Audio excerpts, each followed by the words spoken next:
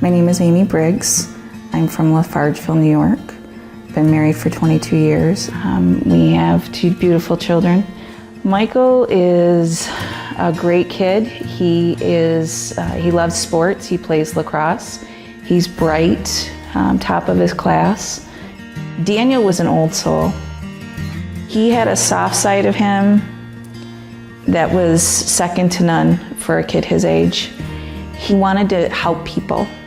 Our neighbor down the road had cancer, and Daniel was by his side every day.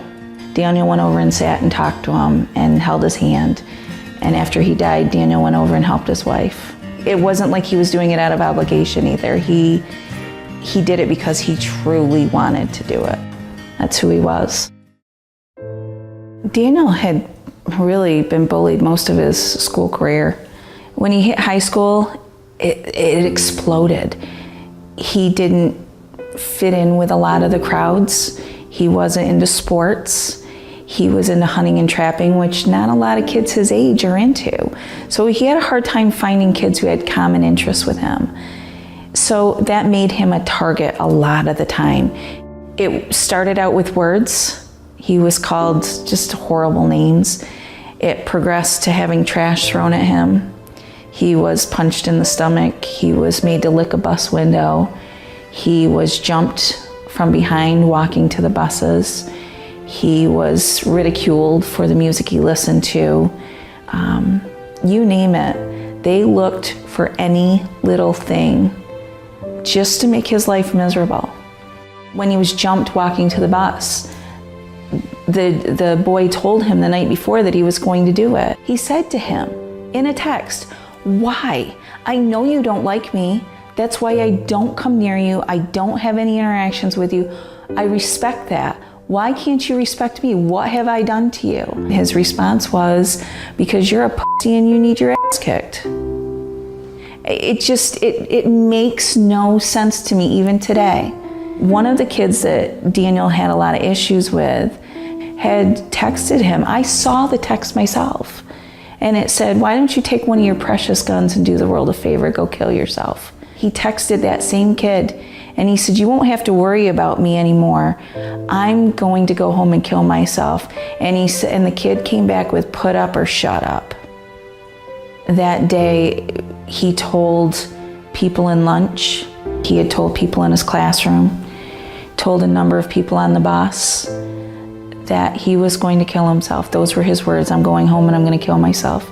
And the bus driver said, "I'll see you tomorrow, Dan." He told the bus driver, "You won't see me tomorrow."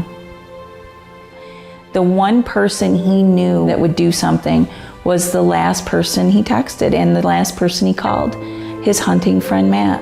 He knew Matt would try to call us, and he said to Matt, "Please don't call my mom. My mom will take me to the hospital."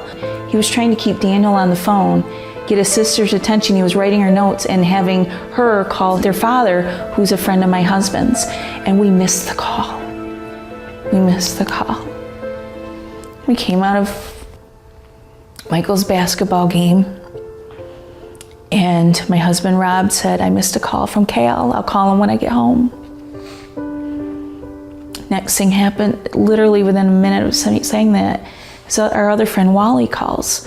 Now, guys don't talk to each other all the time.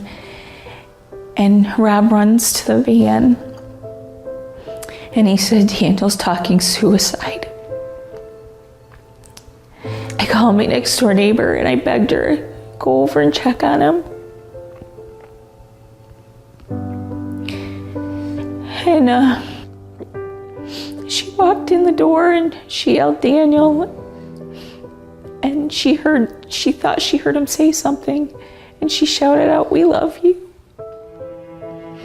And then she heard the shotgun blast. And I ran to his room, and the sight that I saw was horrific. It was horrific. And I remember hearing myself screaming, but I couldn't feel it. And running back outside. And I could hear Michael screaming, "I want my brother back." And every EMT that showed up, I begged him, please just find a pulse. I'll take him any way that I can have him. No, there was none. I've played a million scenarios over in my head what I would do if I was there 30 minutes earlier. Knowing what I know now, I would just wrap him in my arms and just beg him and tell him how much he means to so many people. Because so many people have talked to us since he died. They've sent us letters. I received letters from kids his age. I just wish he knew how much he meant to so many people. He did matter. He does matter. His book bag with his books, still right on the bench where he left it that day. We will never recover from this. Never. When somebody tells you that they are going to kill themselves or they're going to do harm, do something. Tell somebody, give them their 15 minutes. Validate them. Because everybody needs to be validated. When you know there's somebody being bullied, don't be a bystander. You are just as guilty as the bullies when you stand by and do nothing. You see it, you do something about it. You don't want to intervene, then you talk to an adult. And you talk to an adult until somebody does something.